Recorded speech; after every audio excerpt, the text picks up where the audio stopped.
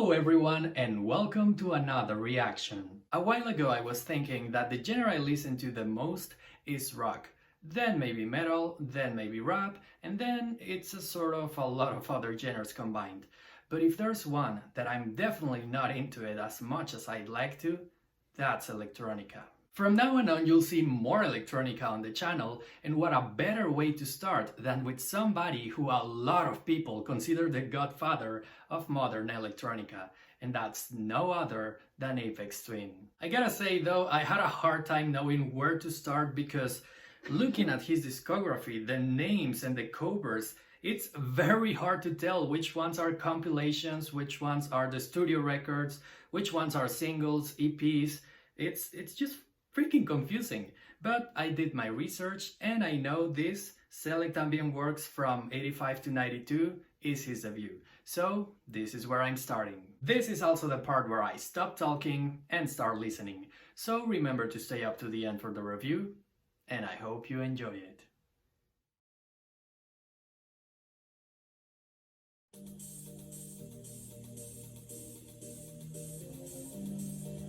I see why the word ambient on the title.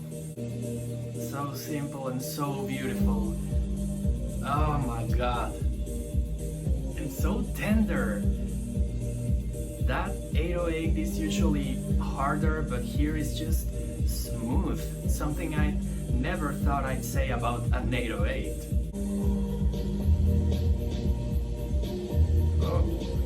Oh.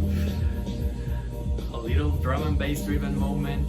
I don't know, that sounds like sampling, but I'm not sure. It sounds also like a lot of other things, like he's entwining some sounds that definitely don't go together, or at least didn't until this happened. I just don't know how he does it. I envy the people who lived this moment back in the day in an actual club.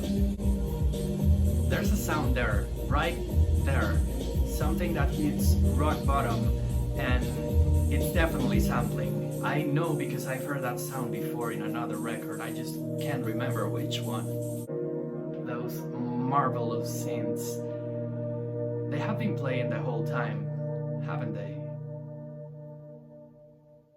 Okay, that's all, but damn, damn, that song is not even 5 minutes and it's already a trip.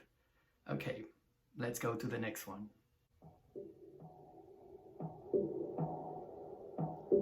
It sounds natural already, but also kinda anxious. It's a little unnerving, I'm not gonna lie. Oh, I see why. Now it sounds like we're being chased. Oh, the strings. They are fading in so slowly. Doesn't sound anxious anymore. Please tell me Aphex Twin is an influence on Radiohead. This is so the King of Limbs. No, the other way around. The King of Limbs is so Select Ambient Works. I can hear the analog hiss on those tapes. Yeah, this is definitely sampled. I don't know which part, but that hiss intensified so much I can almost hear the background noise that's not supposed to be in the recording. Huh. I think what's sampled is the kick. Alright, it's fading out. But that was an endless trip to... I don't know. I don't even know what dimension this was, but damn. A little more poppy driven, but that natural ambience still's there. Alright, we're back into nature's club. I don't know if this sounds underwater or outer space, maybe both, but I get the feeling astronauts and scuba divers really like this music. Oh my god, that snaring right there is fairly complex. I don't think that's sampled. This is one of the most extraterrestrial things I've ever heard. And this is 2020. How did people back in 92 react to this? What did they think about it? No, seriously, this is way too advanced for its time. Jesus, man. Sometimes it sounds like runway music, but that's something you heard 10 years later. Aphex Twin was a freaking visionary. Or maybe he... Yes. Or maybe he created a school of his own. I don't know, but damn, you gotta respect the man. Those hip-hop influences.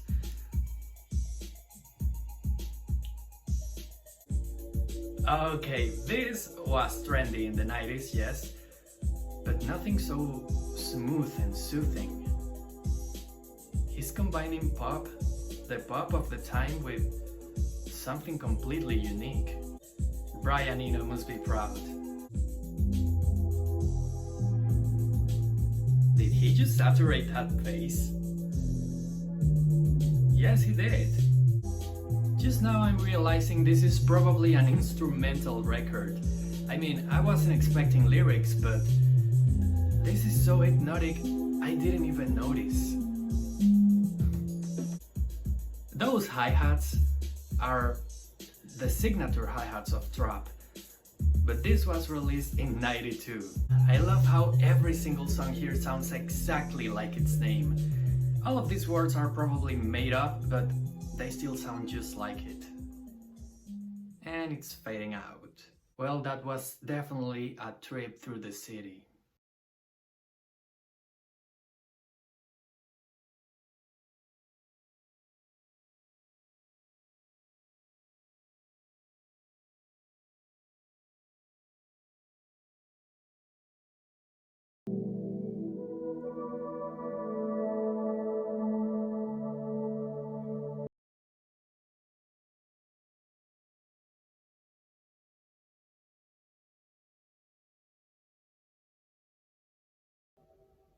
Yep, that was all, but I didn't even want to say anything. I just wanted to listen that little and beautiful track.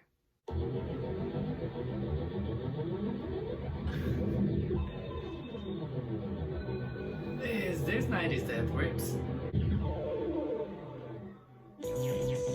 Oh god. What was he doing? What is he still doing? Now it sounds we're either getting sucked into the Matrix or being eaten by aliens. Maybe both. I don't understand how he's doing it, but I love it.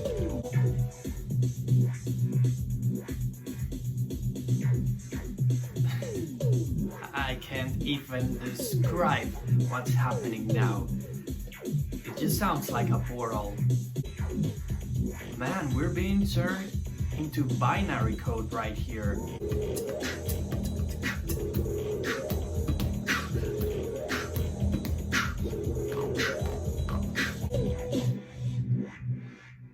Oh, we were sucked into the Matrix. Okay, gonna let it run. Although it is running already. I don't even know what this is. It sounds natural again, but also grandiose and so dynamic. Oh yes.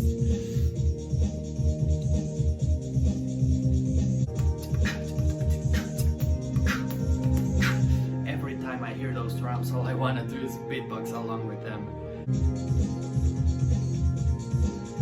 You know, some people might say this is absolutely minimalistic, but the atmosphere is so mesmerizing and it captures you so well.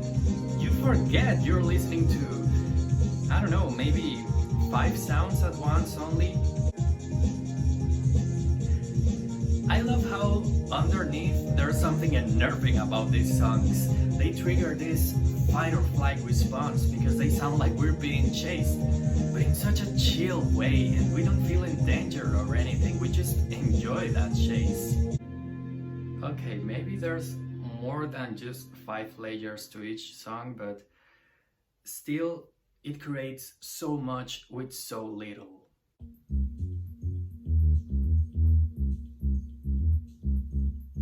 I love those deep synths. We are the music makers. Definitely sampling, but I don't know if that counts as lyrics. You know, after a while all you wanna do is enjoy the ride. Oh, ho, ho, ho. That's Incapacion. I think this record was created when programming was still in development, you know, in diapers really. Maybe this is a mixture between analog and digital means to create electronica, which is very cool and could explain a lot of things. Damn, that bass is still saturated. Or it was. Maybe it was my speakers, but I don't know. I don't know. Sometimes some parts of this record sound a little moody, a little way too moody, like the mix was corrupted in some parts. I doubt it. Maybe that's intentional. Who knows? What's that sound? Oh, okay. And right into the next one.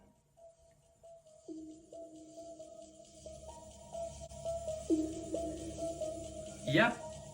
We're traveling through time, entering another dimension. Oh, but it's unnervingly beautiful. It sounds like somebody's dragging a chain all over the place, and somebody else is dancing rhythmically to this. I can hear the electricity on this track. It doesn't matter how unnerving that main motif is. When these synths kick in, everything becomes ethereal and tender.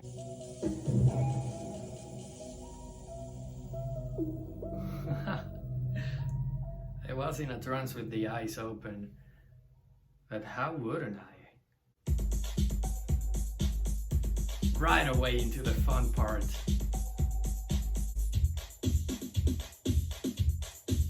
Okay, he's definitely playing a box of rhythms right there. I think this is the poppiest song so far on the record and I freaking love it. I can't believe we can consider this the music of the past. Right now it sounds so good and so futuristic still. Has that 808 been there the whole time? Yes! It has. That was so smooth. You know what? When we finally contact aliens, and if they are a civilization like us, capable of appreciating art and all of that stuff, Aphex Twin will probably be one of the greatest artists for them. Oh god, that little bit right there. I am again listening to that analog hiss right here.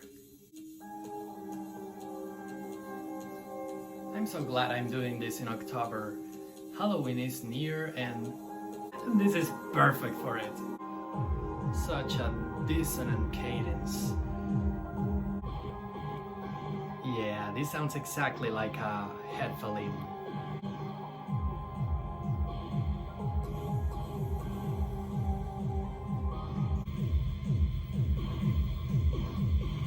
Yeah, before we had the poppiest song on the record, now we have the most unnerving.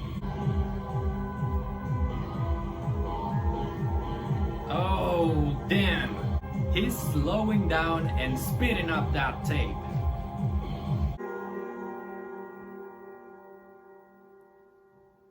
You know, on the few electronic albums I've heard, there are a lot of transitions, or at least more than a couple, but here, every single song carries such a weight and is so different from the other. Every single one of them is like single material, and when you combine them, they create a universe of their own, but I will talk about that later in the review. What I wanted to say here is that even in spite of the length of the record, I don't picture it with a lot of transitions like a continuum. It truly sounds like a collection of songs. So I should stop talking right here and move on to the next one. And we're back in the digital jungle.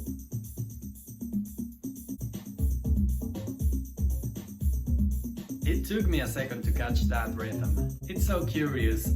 That synth sounds so ethereal, and the name of this song is Delphium, which sounds like a gas somehow. Maybe the title of this song stuck in my head because every single thing I hear right now sounds so gassy. He's still playing with that box of rhythms. Nah, this cannot be all, there's still like a minute left.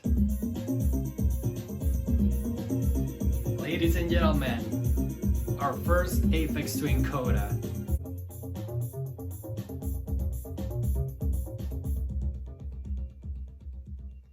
Okay, there's just one more left. My back already hurts because I've been here for an hour or so. So, let's go for it.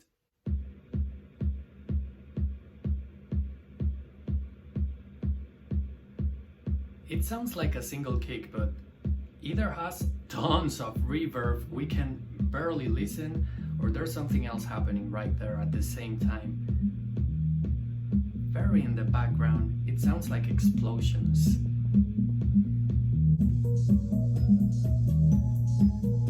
Hey, this sounds a little like that. What was the name of that song? Nation 400 or something? I don't know, it's like from 99.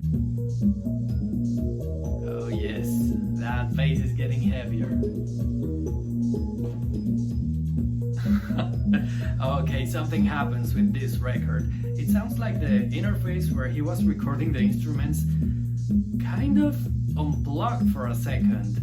I don't know why this is so refreshing. Maybe because it's the complete opposite of what I usually listen. I haven't heard a single instrument with strings here.